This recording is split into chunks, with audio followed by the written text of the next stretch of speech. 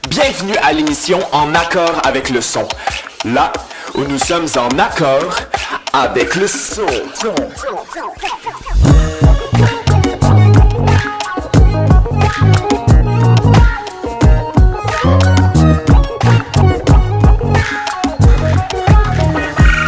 Cette semaine, c'est une première à l'émission. Pour la première fois, je reçois un artiste qui ne chante pas exclusivement en langue germanique.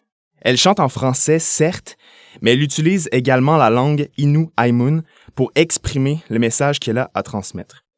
Issue de communauté Innu, sa musique et son art contribuent à démocratiser une culture que l'histoire a trop souvent tenté de faire taire. Donc, malgré le fait que, personnellement, je comprends pas grand-chose linguistiquement à la langue Innu-Aimun, il ne suffit que d'une brève écoute pour comprendre que le message transmis par l'artiste est d'abord traduit par son cœur avant d'être entendu par nos oreilles. Donc, sans plus attendre, veuillez accueillir, comme il se doit, Kanen. Allô? Comment ça va? Ça va bien? Ah, c'est touchant comme description. Mais ça, c'est tellement vrai dans le sens où est-ce que je comprends pas tu sais, à peu près 50... Tu sais, ton album est à peu près 50-50, j'aurais tendance à dire, genre. Ouais. On va dire ça comme ça. Puis, je comprends pas, tu sais, comme la portion qui est pas ni français ni anglais. Mais je trouve ça tellement magnifique, puis j'ai l'impression que malgré le fait qu'on comprend pas, c'est tellement bien comme amené qu'on comprend un peu le message. Fait que c'est pour ça que je parlais genre de traduction, de par le cœur, parce que c'est la manière que l'artiste s'exprime. C'est comme ça, tu sais, que tu comprends qu'est-ce que l'intention qu'il y a derrière le chant. Ouais. Fait que c'est vraiment juste pour ça. T'as commencé ta carrière avec le nom de Kanen en 2022. T'as fait paraître plusieurs singles. Puis en 2023, t'as fait paraître un album qui s'appelle Michwap, qui a vraiment été bien reçu par le public. Il t'a même valu 2 prix Félix Leclerc, donc Révélation et Artiste autochtone de l'année. Est-ce que tu t'attendais à ce succès-là quand t'as fait paraître cet album-là?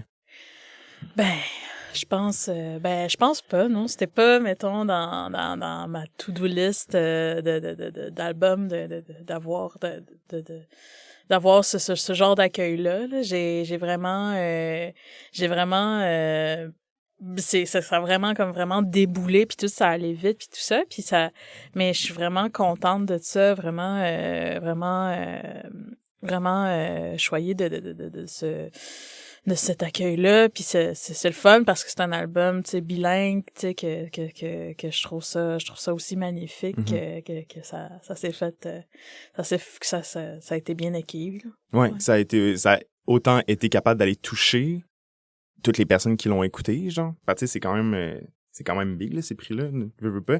Mais ça, c'était pas ton début en musique, dans le sens où est-ce que avant Kanen, t'as fait d'autres projets musicaux. T'as-tu envie de nous parler un peu de ces projets musicaux-là que t'avais fait préalablement? Oui, quand j'ai commencé, moi, j'étais plus dans un background, plus de cinéma, je faisais plus de montage, plus dans le côté plus technique et tout, puis, tu sais, je m'en allais étudier là-dedans, puis, à un moment donné, j'ai eu un appel de Florent Volant que lui qu'il cherchait une artiste pour une artiste Innu pour faire un projet qui s'appelle Nikamo Mamwetun, puis il manquait une personne, puis tu sais, j'ai dit oui parce que il savait que je chantais un peu puis tout ça, mais tu sais, j'étais pas vraiment encore dans l'étape compositrice et auteur. Mm-hmm. Puis là, ça a fait que j'ai embarqué dans le projet, puis ça, après ça, c'est on a fait ce projet-là pendant 5 ans, puis tout, puis ça m'a donné plus confiance aussi de faire mes propres compositions. Fait que j'ai commencé à faire des textes puis des compos que j'ai enregistrés avec Musique Nomade. J'ai fait apparaître un EP en 2019. C'était quand même 3 chansons puis c'est comme ça, c'est un peu commencé après. Mm-hmm. Je m'appelais avant par mon nom complet à cette époque-là. Fait que ouais. Ouais. Puis mais Flavien Volant, tu le connaissais-tu avant qu'il te contacte? Genre comment en fait t'as commencé à chanter, puis comment ça que lui a entendu parler de toi? Ben, c'est beaucoup. Ben, je pense que j'ai participé à m'emmener à secondaire en spectacle, puis Ouais, hein? j'avais fait une tune de Christine and the Queens. OK. Puis c'était vraiment très théâtral, je me souviens. Puis là, Avec une mise en scène. ouais, une mise OK. en scène, j'avais des glitters puis tout ça, mon Dieu. C'est fou, j'ai l'impression... T'as dit cégep en spectacle? Non, Secondaire en spectacle Ouais. encore. Vas-y, aïe, aïe. Ben, j'ai l'impression qu'il y a tellement de trucs qui ont starté dans ces genres de concours-là, genre, que comme quand tu les fais pis t'es jeune pis genre, tu vois, genre, cégep en spectacle, secondaire en spectacle, université en spectacle et tout, genre. Moi, je me suis jamais dit, genre, ah, tu sais, comment ça va te déboucher, whatever. Mais il y a tellement de gens, d'artistes, qui ont commencé avec ça, genre. Tu sais, Ouais. je pense que Louis-Jean Cormier a commencé avec, genre, des affaires de cégep en spectacle, genre. Puis ça l'a mené à la carrière qu'il y a aujourd'hui avec Carquois, là, notamment, genre. Puis je trouve ça juste impressionnant, tu sais. On va passer avec un segment musique. On va écouter la première pièce de ton album, Michwap, qui s'appelle Assis, qui est un solide banger, selon moi. C'est une très bonne introduction à l'album. Et ensuite, on va écouter également la chanson Nimweshtaten Nete, qui est une chanson que tu as faite avec Louis-Jean Cormier. Il y a une collaboration. Peux-tu nous en parler un peu et de la collaboration avec Louis-Jean Cormier et le message derrière les deux chansons que je viens de nommer? Ouais, ben, moi, je t'attends, je pense que c'est une collaboration que j'ai faite avec Louis-Jean Cormier, qui était d'ailleurs pas supposé d'être dans l'album. Comment ça? Ben, c'était comme une chanson qui était pour un projet, une émission qui s'appelle Le Grand Solstice. Et j'aimais beaucoup l'idée que c'était une chanson qui existe dans l'imagination des personnes. On l'a joué quelques fois, un peu obscur puis tout ça. Puis fait on dirait que je l'assumais pas de la jouer dans mes spectacles ou de me dire cette chanson-là va être dans mon album et tout. Fait que m'emmener, il fallait que je fasse un show, mais j'avais pas cette chanson dans ma setlist. Fait que t'es allé piger dans... Dans la tune avec Louis-Jean, puis là on dirait il s'est discrètement mis dans mon répertoire, puis tout le monde pensait comme OK, fait que dans ton album il va y avoir cette chanson là puis moi je t'attends d'aider. Puis là j'ai fait Pas nécessairement, hein? ben pas nécessairement, mais pourquoi pas. Fait que c'est ça, cette chanson là est arrivée naturellement dans cet album là, il était pas supposé d'être là, mais je suis contente, tu sais, je trouve que c'est le fun aussi cette version revisitée plus sale avec la guitare électrique. Au début, c'était vraiment une version plus folk, doux. Puis c'est ça, je suis contente de ça.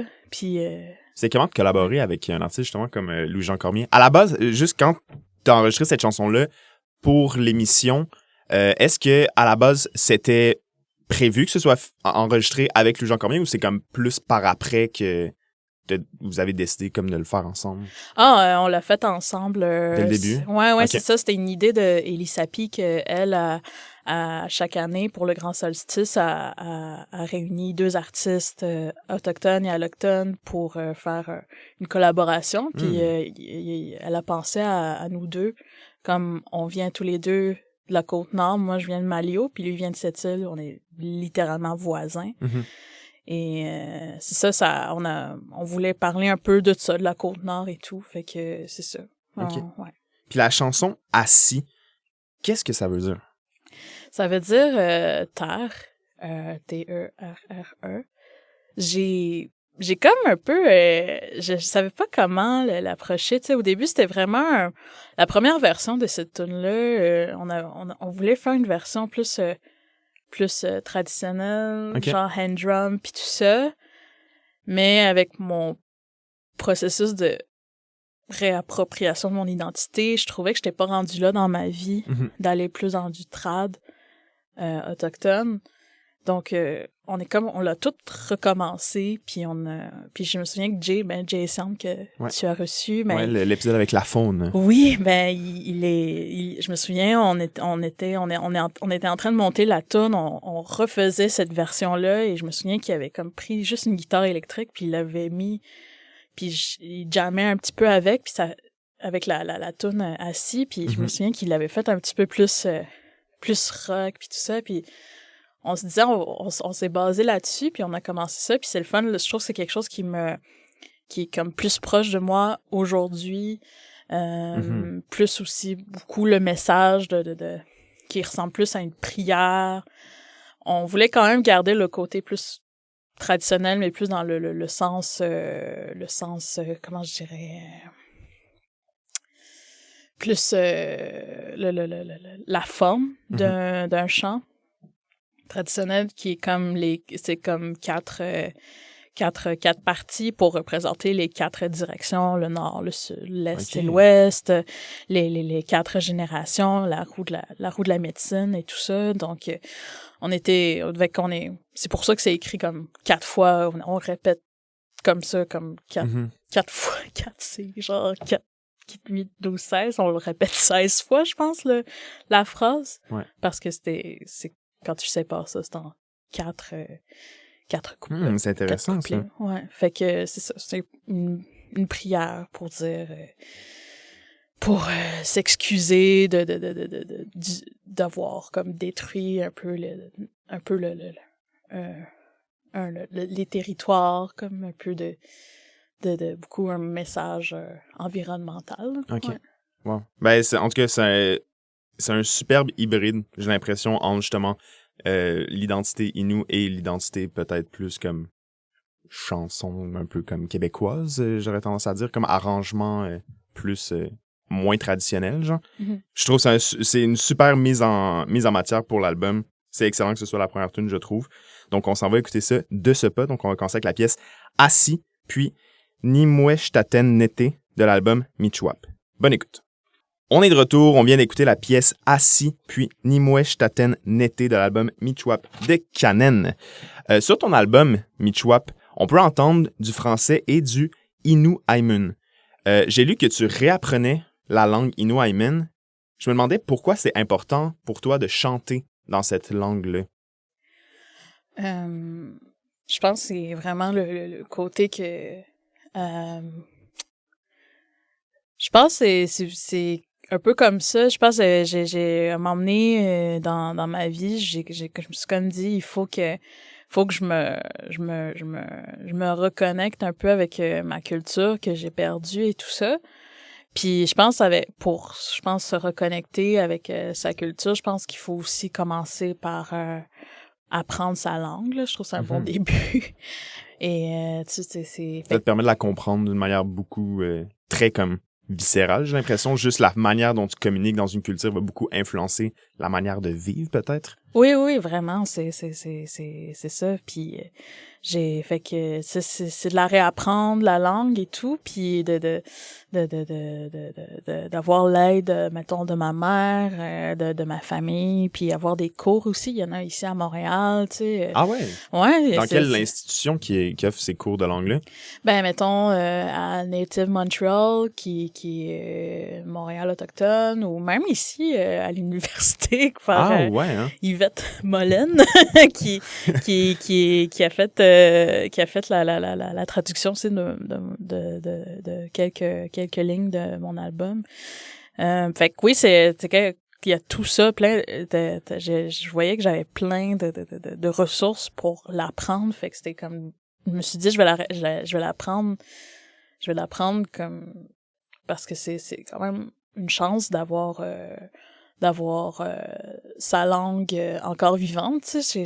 Il y a des nations que, tu sais, ils essaient de la réapprendre, mais avec le peu de ressources qu'ils ont, puis tout. Fait je pense aussi, c'est ça, c'est de m'être fait sensibiliser que notre langue elle est un peu, elle est en danger, tu sais, de moins en moins personne commence à la parler puis tout ça, puis je sais que ça m'a vraiment touchée, puis et je me disais, je pense que pour mon projet, je vais vraiment faire un album avec des mots en Innu là-dedans, parce que au moins ça va servir d'archives que cette langue-là a existé, puis que c'est ça. Puis de la faire entendre aussi, je pense, à un public qui est peut-être moins habitué d'entendre cette musique-là. Aussi pour les personnes qui sont habituées de l'entendre, mais juste la faire entendre fait en sorte que le monde réalise que ça existe aussi, genre. Ouais, Fait que je pense que il y a aussi cette pertinence-là, tu sais. Mm-hmm. Puis, quand t'as grandi, en fait, ta langue maternelle a donc été le français. Mm-hmm. Puis, mais tes parents parlaient le langage Inuaimun? Je pense que c'est comme chaque famille, je pense, a ses raisons, puis tout. Puis je pense que c'est tu sais, on habite, tu sais, j'étais beaucoup l'enseignement primaire, secondaire, puis cégep. C'était tout en français. C'était tout en français et tout, fait que c'était... Il y avait pas de ressources pour... comme des... Il y avait pas de... Là, je pose la question comme ça, mais il y avait pas comme d'école dans laquelle c'était possible, justement, d'avoir une éducation comme en langue autochtone? Ben, il y a des écoles, tu sais, dans les communautés et tout ça, mais c'était, tu sais, c'est plus, on va plus faire ça, les enseignements en français. OK. Mais, tu sais, il y a quelques cours d'Inuaimun,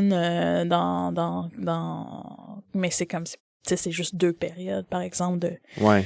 Versus le reste qui est tout en français. Là. C'est ça, fait que c'est vraiment, c'est oui, il y a des écoles dans les communautés autochtones, mais c'est simplement en français, fait que tu sais, puis même si je serais allée dans une école dans une communauté, mais je pense que ça aurait fait la même affaire puis tout ça, puis c'est ça qui se passe en ce moment avec les futures générations, tu sais, ma génération, puis les plus jeunes aussi, ça commence aussi à être un peu plus difficile, tu sais, c'est rendu qu'on est plus limité maintenant dans notre aisance à parler en Inuaimun, tu sais, moi je la comprends un peu parce que j'ai grandi avec ça autour de moi. Mm-hmm. Mais tu sais, la parler, c'est un peu... C'est une autre affaire. Comprendre phonétiquement quelques affaires, c'est vraiment différent que comme être capable de communiquer dans cette langue-là, j'ai l'impression. Là. Ouais. Sens-tu qu'aujourd'hui, avec justement cet apprentissage-là que tu as fait de la langue, tu commences à être capable de justement t'exprimer, puis genre, tu sais, comme t'exprimer, transmettre une idée avec cette langue-là? Ben c'est sûr, je suis encore limitée, tu sais, je l'apprends en ville, tu sais, fait que je l'utilise pas au quotidien, mais tu sais, je dirais que mettons il y a 5 ans, tu sais, je connais plus de mots aujourd'hui qu'il y a 5 ans, puis aujourd'hui, tu sais, je connais quelques mots, mais c'est ça, fait que je pense que c'est de juste être de pas se fier sur ça, le côté est-ce que je parle vraiment bien Innu, mais tu sais comme je sais pas, j'étais un peu dans cette idée de faut pas trop que je me compare aux autres dans l'apprentissage de l'Innu là, parce que tu sais, je pense que chaque personne a son niveau, puis chaque personne a son contexte, ses raisons, puis tout, mais naturellement. Ouais. Fait que c'est un peu, c'est ça. Aujourd'hui, tu sais, je suis capable de l'apprendre, je suis capable de la comprendre et je la parle, on va dire, pas à 100%, mais tu sais, mettons, je suis capable de parler un peu avec ma mère. Puis elle aime ça. Ouais. Elle aime ça, elle est pas contente. Là. Ça doit vraiment être gratifiant, je pense, pour une mère que son enfant se mette à parler, apprenne dans le but d'honorer la culture qu'elle a grandi dedans, peut-être, genre. Ouais. Tu sais, je suis persuadé pour ta mère, ça doit être le comble, là, littéralement, que tu fasses de l'art dans cette langue-là. Ça doit vraiment être incroyable pour elle. Puis, je me demandais, est-ce que t'as l'impression... Parce que chaque langue a un peu comme une... Je sais pas comment l'expliquer, mais chaque langue donne un feeling, puis exprime des choses de manière différente des autres.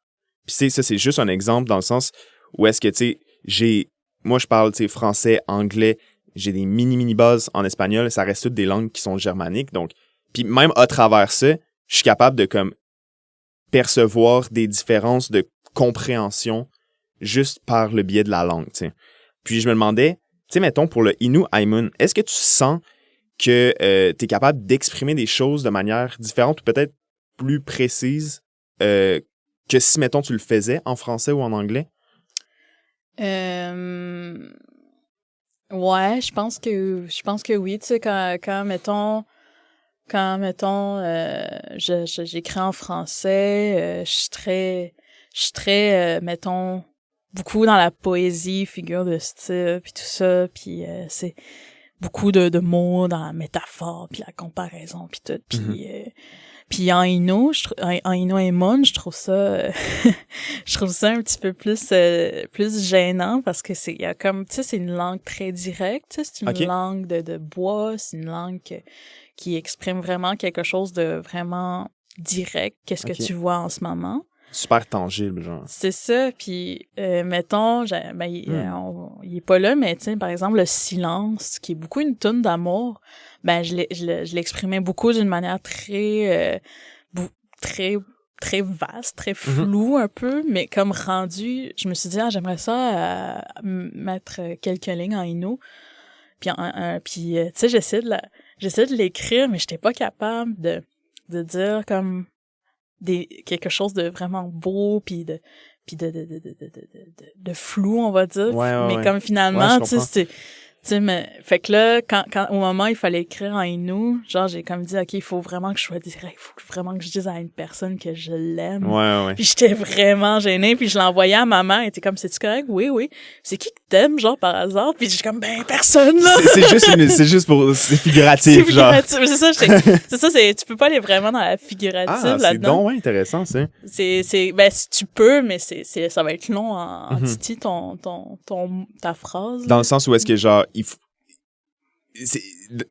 pour exprimer quelque chose qui est pas nécessairement comme visuel ou tangible, ça prend comme plus d'explications pour comme donner comme le portrait figuratif de la chose.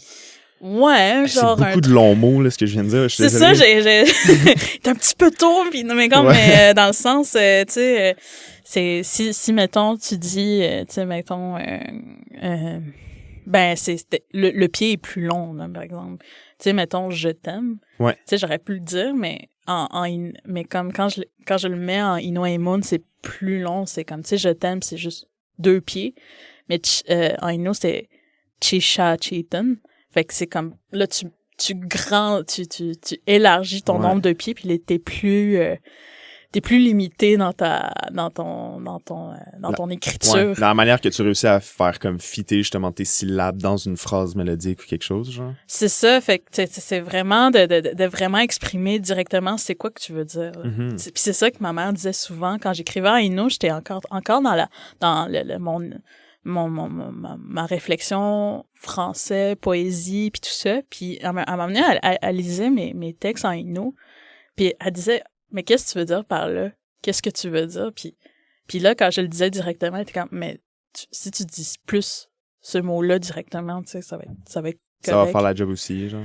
C'est ça, fait que c'est beaucoup un peu cette dualité de OK, en français ça va être ça, puis en Innu Aimun ça va être ça, fait que c'est comme c'est un peu c'est très challengeant écrire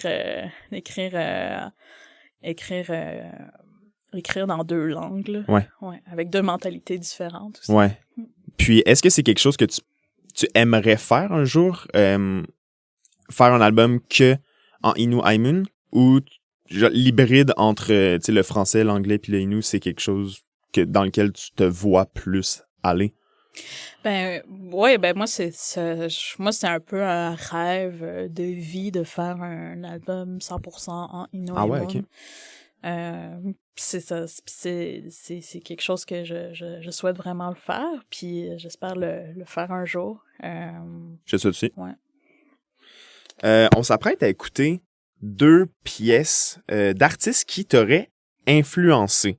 Tu m'avais proposé la pièce La fin du monde à tous les jours de Lou Adrienne Cassidy et la pièce Dans le bois de Michel Rivard. Je me demandais comment ces 2 artistes-là t'ont influencé. Ben, Michel Rivard, je trouve que je trouve cette chanson-là, ça, tu sais, la question classique de que tu poses à un musicien, si t'avais une toune que t'aurais aimé écrire, ce serait laquelle? Puis moi, ce serait celui-là de Michel Rivard. C'est tellement une belle chanson avec tellement de sincérité, puis c'est quand même un sujet quand même difficile sur l'itinérance autochtone et tout ça, puis je trouvais que il a vraiment bien, c'est vraiment bien ficelé avec des super images un peu c'est quoi vivre en ville et de s'ennuyer de chez soi et tout. Je trouve que c'est comme une pièce qui me touche profondément là. Puis Lou Adrian Cassidy, j'ai tellement écouté cet album-là, cet album-là, je l'ai tellement écouté, puis c'était comme un peu l'album quand je travaillais au café étudiant de mon cégep, là, je le mettais tout le temps, puis c'était à Québec, fait que tout le monde était comme, si tu fais Lou Adrian, puis j'étais comme, oui, c'est elle, puis tout, puis dans le fond, je savais pas qu'elle venait aussi de Québec, puis je me souviens, c'est un peu dans les débuts où je commençais à aller voir des shows à Québec. C'était ma première fois que je voyais des shows. À Sept-Îles, il y a des shows, mais on dirait à Québec, j'y allais plus souvent, comme j'avais une plus grande liberté d'aller voir des shows, puis c'est là que, tu sais, c'est une merveilleuse scène, je trouve, à Québec, tu sais, comme, tu sais, j'allais souvent voir des shows au Pantoum ou au Grand Théâtre, puis tout ça, fait que je trouve qu'il y a une place spéciale dans mon cœur, cet album-là. Donc, on s'en va écouter ça de ce pas. Alors, on va écouter La fin du monde est à tous les jours. Pas La fin du monde est à tous les jours, mais La fin du monde à tous les jours de Lou Adrian Cassidy et Dans le bois de Michel Rivard. Bonne écoute. On est de retour. On vient d'écouter la pièce La fin du monde à tous les jours de Lou Adrian Cassidy et Dans le bois de Michel Rivard. Canen, j'ai demandé, en fait, aux auditeurs et auditrices de l'émission de te poser des questions. Savoir si il y avait des choses à te demander et j'ai quelques questions pour toi de la part du public. Donc, je vais commencer tout de suite. Dans ton album, Mishwak, t'as 2 pièces qui sont comme un peu des interludes qui s'appellent Ishkwewat. T'as comme Ishkwewat 1 et 2. C'est quoi la signification de ces petites interludes-là dans ton album? Ishkwewat, c'est femme en pluriel. Puis je pense que c'est des transitions puis des interludes, puis le premier c'est vraiment un spoken word qui est en français et en Inoemun sur tu sais je suis quelqu'un qui aime beaucoup qui a besoin d'aller des fois dans des marches pour on va dire me recueillir, me sensibiliser sur des causes et tout ça. Puis je me souviens, tu sais, c'était un texte que j'avais après une marche, une manifestation, puis tout ça. Puis c'était un souvenir Puis là, j'avais vu ça, puis je suis comme, je pourrais le mettre, tu sais, c'est comme quand même une bonne introduction pour la prochaine chanson qui est Par la fenêtre, qui parle justement des marches, des manifestations, des vigiles, puis tout ça. Donc, ouais, c'est un peu ça. Le deuxième, Ishkwaya 2, c'est Mijwap, ma chanson, mais comme en reverse. C'est toutes les takes. Toutes les takes qu'on a fait. Je pense qu'on en a fait 15 de cette tune-là. Puis on l'a fait tout en reverse. Puis ça fait que... Puis là, ça fait comme une sorte d'introduction aussi encore à la prochaine qui est Fuck That Shit. Fait que moi, c'était comme... J'aime beaucoup ça, les interludes dans les albums. Fait que c'est pour ça que j'ai mis ça. OK. Mais je trouve que ça set de mood, genre. Tu sais, comme, t'entends ça, pis c'est comme... OK, tu sais, c'est comme un petit couloir qui mène à comme le prochain univers qui va s'ouvrir, genre. Je trouve que c'est vraiment... c'est le fun. C'est le fun, tu sais, c'est pas quelque chose qu'on retrouve, tu sais, dans des playlists, par exemple. J'ai l'impression que beaucoup de gens écoutent des playlists, mais je trouve que ça renforce la créativité qu'il y a derrière le concept d'un album. Tu sais, l'unité album qui est comme une histoire en tant que telle plutôt qu'une compilation qui est comme un peu la manière que le monde écoute la musique plus de nos jours. Là. Fait que, très cool. Prochaine question. De quelle manière penses-tu que des prix comme les Félix pour les artistes autochtones de l'année influencent positivement toutes les communautés autochtones? Ben, c'est sûr, tu sais, il y a comme je trouve ça amène à des débats Je trouve que c'est ça que j'aime beaucoup. Tu sais, on me pose souvent cette question-là sur le prix comme artiste autochtone, puis ça fait que, tu sais, ça crée une conversation puis tout, fait que je trouve que ça nous permet de comme réfléchir sur, tu sais, la définition de musique autochtone, artiste autochtone et tout, puis je trouve ça le fun, puis tu sais, je trouve que qu'est-ce qui amène positivement, ben moi je trouve que c'est une catégorie qu'on a encore besoin parce que il y a, tu sais, moi je peux, tu sais, c'est un projet qui est oui bilingue mais il est majoritairement en français. Ben je trouve que des fois, tu sais, il y a des artistes de comme mes confrères, mes consoeurs il y a quelques artistes que ça va être plus difficile parce que des fois c'est des albums 100% en langue autochtone puis leurs projets sont encore, c'est comme ultra encore limité dans la scène québécoise, donc on a encore besoin de ça pour qu'il y ait un chemin là-dedans puis tout ça, fait que Puis justement, parlant justement de comme la reconnaissance de la musique dans des langues autochtones, il y avait Florent Vallant. Ça, je savais pas ça, puis je trouve ça super intéressant, mais on en parlait précédemment au début de l'épisode. Florent Vallant voudrait exiger des quotas de 5% de musique autochtone aux radios commerciales au Québec et au Canada. Là, la question, c'est qu'en penses-tu? Mais j'imagine que ce serait le fun aussi, encore une fois, que ce soit comme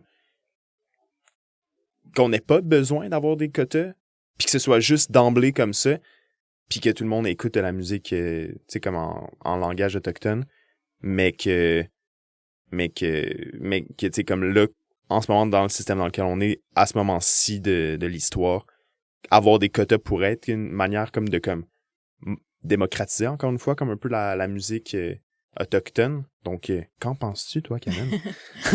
Ouais, ben comme je disais dans l'autre question, c'est un peu ça, c'est cette idée d'être encore limité à cause de la langue, puis tu sais c'est encore, tu sais, je pense que c'est un truc qui est un travail, puis des actions dont celui-là que je trouve que c'est comme c'est quand même un bon c'est quand même fair, tu sais, c'est comme 5%, puis c'est pas tant que ça. 5%, c'est vraiment pas tant que ça, puis j'imagine qu'il y en a... T'sais, on n'est pas beaucoup exposé à la musique en langue autochtone, mais j'imagine qu'il y en a en masse pour remplir le 5%, tiens. Ouais, c'est ça, puis tu sais, c'est ça, c'est un peu dans ça, comme tu dis, c'est pas beaucoup, C'est vraiment pas beaucoup. Fait que puis tu sais, c'est encore...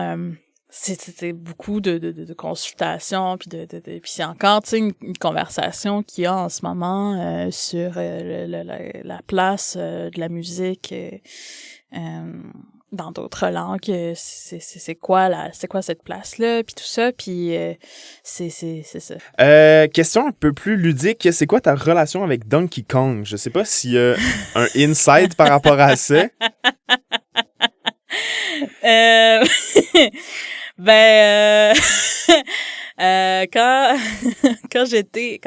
j'ai fait la tournée de mon album Midjwap cet été, ça a vraiment commencé parce qu'à un moment donné je suis allée voir Phoebe Bridger au parc. C'est quoi la place là dans l'île là où est-ce qu'il y a la ronde là puis tout ça là? Jean Drapeau? Oui, c'est ça. Je suis allée Phoebe Bridger a joué au parc Jean Drapeau, puis je me souviens que ça m'avait tellement marqué. Elle a fait son entrée sur une toune de Korn, je pense. Genre, okay. C'est comme tu sais, le band metal. Ouais, tu sais, la tune genre qui fait je connais pas là le titre, mais ça fait genre Ouais, mais mais ça je pense pas que c'est Korn par contre. Ouais, mais comme tu peux voir, j'ai une grande connaissance. Mais tu sais, je suis pas capable de dire non plus c'est quoi. Je suis pas sûr non plus, là. C'est ça, mais bref, elle a commencé. Une belle entrée. Une entrée comme ça, puis j'étais comme, c'est bon, puis tu sais, après ça, elle a fait ses tunes, puis je trouve ça, comme ça allège un peu un peu ce côté un petit peu awkward de rentrer sur scène sans tune, puis t'es comme OK, qu'est-ce qu'on fait? Genre, on s'accorde, puis tout, puis on est comme là, genre, puis... C'est comme une genre de mise en scène qui casse un peu la glace, genre. C'est ça, puis... Fait que Donkey Kong... Fait que c'est ça, dans la Nintendo 64, il y a un jeu de Donkey Kong, puis quand tu ouvres le jeu, ça commence par une tune qui ça s'appelle le DK Rap. Oh my god, mais je connais tellement le Donkey Rap. Ouais, genre, je le connais vraiment bien. Genre, ça a été un gars avec mes amis quand j'étais plus jeune et tout, genre. C'est ça, fait que à chaque show, dès qu'on commence un show, à chaque show, on rentre avec cette tune. Avec le DK Rap, ouais, hein. Ouais, puis direct qu'on tombe sur Assis. Assis. Ça casse la glace. Ben, je trouve que ça dédramatise le spectacle. Tu sais, Assis, c'est très intense. Puis tu sais, veux pas, je parle de beaucoup de je suis très militantiste, mes textes puis tout ça, fait que ça fait que puis tu sais, je suis pas très sérieuse dans la vie là, je suis un peu là-dedans, je suis un peu dans cette idée de comme j'aime ça avoir du fun puis tout ça, mais pas tout en passant un message, puis je me suis dit on devrait mettre une tune, puis c'est justement avec Jay Siam que lui, on était dans le char, on était fatigués. On venait de faire de quoi, puis on était dans son char, puis on parlait de ça, puis je me souviens qu'on fait « on fait tout ça, on rentre-tu sur la tune DK Rap », puis... Est-ce que vous la laissez jouer au complet? C'est quand même, je pense, 3 minutes et demie, c'est facile. Mais non, on l'a fait comme 1 minute, on a vraiment eu un travail d'édit, là, les meilleurs verses. C'est ça, les meilleurs verses, c'est Jay, genre, j'ai dit « il faudrait faire ça, mais on mettrait pas tout », puis comme... Puis là, il me dit, donne-moi 1 heure. Puis, genre, il me l'a renvoyé, puis c'était comme une version quand même... Raccourci, cool Puis là, depuis ce temps-là, tu sais, on rentre là-dedans. C'est tellement drôle. On va changer de sujet vers de quoi de moins Donkey Kong-esque. On s'en va dans un segment musique dans lequel on va écouter 2 chansons, dont la chanson qui porte le même nom que l'album, Michwap, et par la suite, on va écouter la chanson Dead Shopping Mall que tu as faite en collaboration avec Safia Nolin. Je me demandais, qu'est-ce que ça veut dire Michwap? Puis, deuxièmement, c'était comment de collaborer avec Safia Nolin pour la pièce Dead Shopping Mall? Ouais. Michwap, ça veut dire la maison. Et c'est vraiment le thème de l'album. C'est quoi une maison? C'est quoi une maison pour moi? Puis moi, je dis toujours que dans mes spectacles, pour moi, j'aime beaucoup me dire que j'ai besoin d'être en sécurité moi-même et de pas être timide, de montrer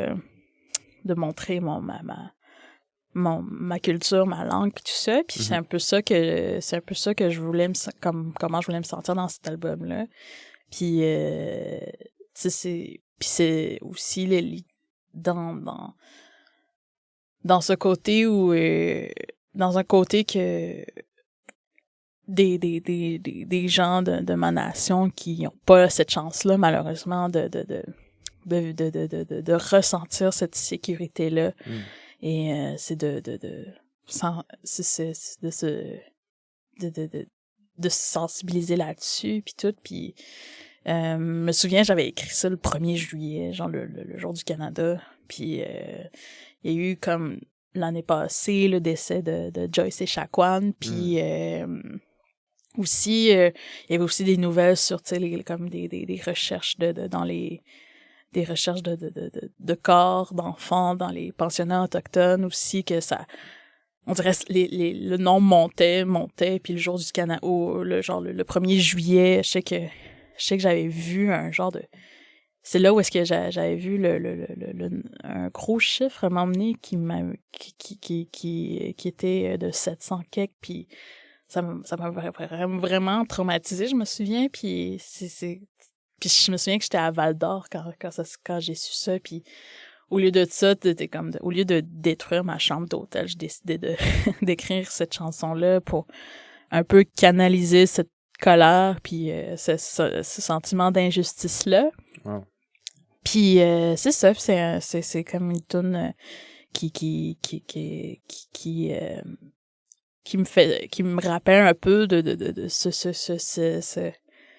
qui me rappelle un peu la situation, puis de la situation qu'il y a en ce moment au Canada, puis partout dans le monde, puis tout. Fait que c'est ça. Puis pour Dead Shopping Mall, avec Safia, ben ça, c'était comme après l'album. On venait de finir l'album, puis... Parce qu'elle est juste dans la version deluxe de l'album, si je me trompe pas. Ouais, c'est ça. Puis donc, tu sais, on avait déjà l'album était déjà prêt et tout, fait que on se disait comment on l'ajoute, puis on a décidé de faire une version deluxe en incluant Dead Shopping Mall. Et je me souviens qu'il y avait j'étais un petit peu, on va dire, dépassée un peu de faire de la musique, parce que faire un album, c'est beaucoup de travail mental pour moi. Mm-hmm. Puis j'étais comme, je veux pas faire de musique, je vais prendre un break, puis tout. Puis il y a eu Musique Nomade,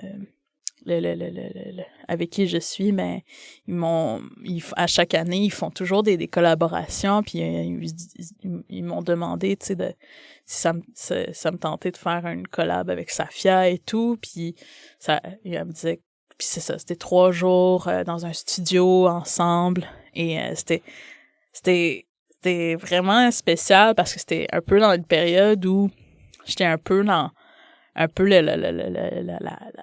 la fatigue post-album, post-prod, et aussi première rencontre avec Safia aussi, puis ça fait que on était beaucoup dans la mélancolie, mais en même temps le côté un petit peu plus ironique, de se dire on va faire une tune sur un centre d'achat et c'est sur la mélancolie. Fait qu'on aimait beaucoup cette manière d'approcher cette résidence-là. Mais c'est le fun que ce soit tout le temps comme tu te fasses proposer de faire des collaborations avec des artistes, genre, tu sais, encore une fois, c'est comme ça fait plaisir, genre. Tu sais, comme que ça veut dire, tu sais, ton nom circule puis que les gens ont envie de collaborer avec toi, tu sais, je veux dire, tu sais, comme juste la pièce avec Jean Cormier, puis maintenant avec Safia Nolin, tu sais, c'est quand même c'est des gros noms, c'est le fun que tu aies la chance de collaborer avec des artistes tels. Donc, on s'en va écouter ça. De ce pas, on va écouter la pièce Michwap, puis Dead Shopping Mall. Bonne écoute. On est de retour. On vient d'écouter la pièce Michwap et Dead Shopping Mall de Kanen. Un gros merci, Kanen, d'avoir été avec moi aujourd'hui. Je me demandais, pour toi, quels sont tes goals de l'année 2024? Mes goals 2024, c'est d'enfin avoir le plus beau potager de mon quartier. T'as-tu la place pour faire un potager, par exemple? Ouais. Ah ouais? Ah ouais. L'année passée, on était allé fort, là. De tomates, cerises pis sauge, là, mais en tout cas, et du kale. Ouais. Puis l'année passée, y avait-tu quelqu'un qui avait un meilleur potager que le tien? Ouais, c'est mon voisin d'en arrière. Oh my god, allez le remettre à sa place. Mais c'est genre, là, c'est deux aînés, genre, qui prennent soin comme si c'était le trésor suprême. Le trésor suprême de Montréal pis tout, là. Fait que non, la compétition est féroce. Ouais, c'est fort. Puis tu sais, c'est vraiment, comme je dis ça parce que tu sais, je pense que c'est une année où est-ce que tu sais, j'ai besoin de comme vraiment me recentrer, de vraiment prendre soin de moi. Ouais. Et donc un peu de ça, puis tu sais, je vais pas juste chiller là, j'aimerais ça recommencer à retravailler des affaires, je sais pas c'est quoi, mais j'aimerais ça retravailler des textes, recommencer à écrire, c'est quelque chose que tu sais, ça fait pas longtemps que je recommence à faire, puis que j'avais comme oublié que j'aimais vraiment ça écrire. Fait que quand t'es dans le processus, genre, pis t'as déjà comme tes compositions, pis là, tu sais, le processus d'enregistrement, le processus d'édition, le processus de mettre en marché pis toute cette affaire-là, j'imagine que ça fait en sorte que tu oublies un peu comme l'aspect créatif de la chose, t'es très comme dans le mode comme business peut-être, genre. Ouais, que c'est ça, fait que c'est de retourner là-dedans, dans pourquoi, tu sais, j'aime ça. Fait que c'est le fun, puis tu sais, on continue encore à tourner, fait que le goal de continuer De faire des shows. Ouais, de faire des shows, là. Puis de rentrer sur scène sur Donkey Kong. Plus souvent. Plus de Donkey Kong en 2024. On a oublié la clé USB des fois, fait qu'il y a des moments où est-ce qu'on a oublié de le faire, là. Fait qu'on rentrait encore bizarre, là. Vous pourriez la chanter, tu sais, genre, grâce à l'air de vos poumons. Ouais, c'est ça. Personne comprendrait. Il n'y aurait aucune explication à ça. Pour te suivre, la meilleure façon, j'imagine, c'est les réseaux sociaux. Ouais, tu sais, Instagram, qui est UT Canon, UTE Canon. Page Facebook Canon, mon Bandcamp. Aussi, la page de Musique Nomade et le site web Nikamoin, qu'eux autres, ils updatent souvent les dates de mon spectacle. Super. Ouais. Ben, le lien de tout ça est dans la description, donc vous irez cliquer là-dessus. Puis, je m'appelle Joël Pierre-Faneuf, j'étais avec Canen et vous écoutez l'émission En accord avec le son à CISM. Un gros merci Canen d'avoir été ici aujourd'hui avec moi, puis à la prochaine.